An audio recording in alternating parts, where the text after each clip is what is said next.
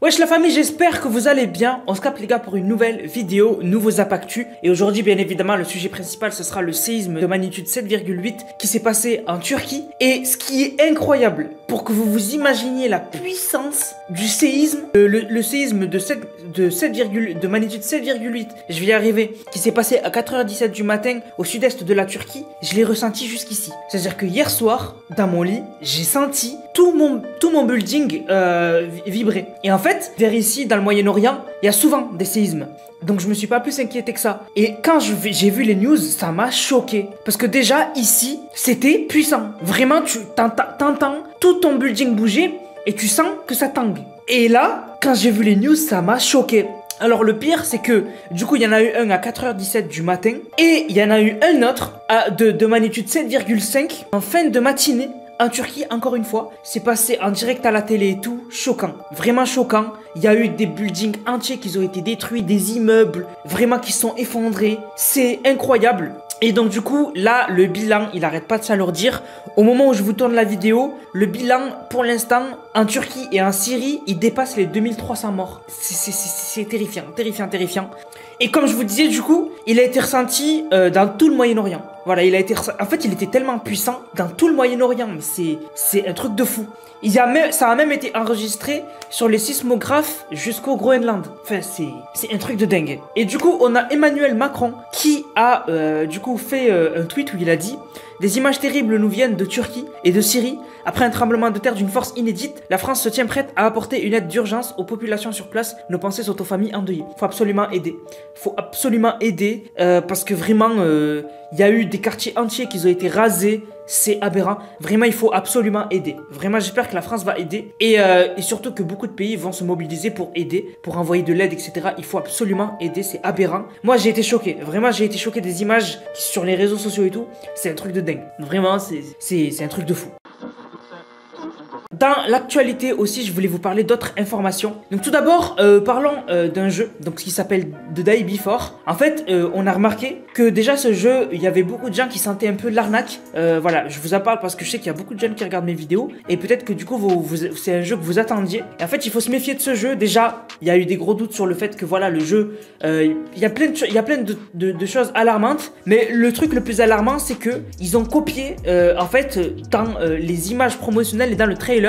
Je vous montre un gif où en fait on voit le trailer à droite de Call of Duty Black Ops Cold War et à gauche pardon celui de The Day Before, et on voit que c'est complètement copié. Donc bref, c'est aberrant et il y a beaucoup de choses qui sont vraiment alarmantes. Il y a eu aussi une démo qui a leak, je peux pas vous la montrer, mais en gros il y a un mec qui a montré du gameplay et le gameplay est loin d'être en lien, d'être proche de la démo que le jeu avait montré, qui avait vraiment l'impression de donner un jeu vraiment post-apocalyptique avec des milices et un jeu vraiment dynamique. Là ça donne pas du tout envie.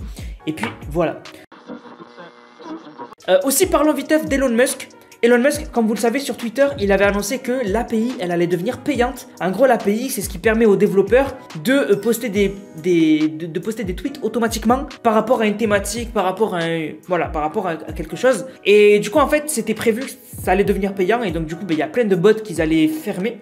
Et en fait, du coup, il y a un bot, je connaissais pas. Donc, un bot qui s'appelle Pepito the Cat.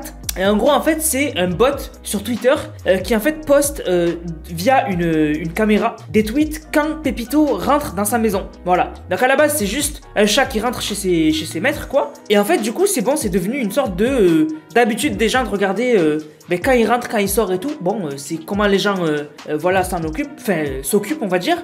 Et du coup Elon Musk il a répondu par rapport à ça, parce qu'en fait Pepito the Cat il va disparaître parce que c'est un tweet automatisé par un bot et ils vont pas pouvoir payer l'abonnement pour justement continuer à poster. Et du coup ils ont répondu avec le compte de Pepito à Elon Musk. Ils lui ont dit par exemple Pepito il disparaîtrait si vous mettez l'API payante.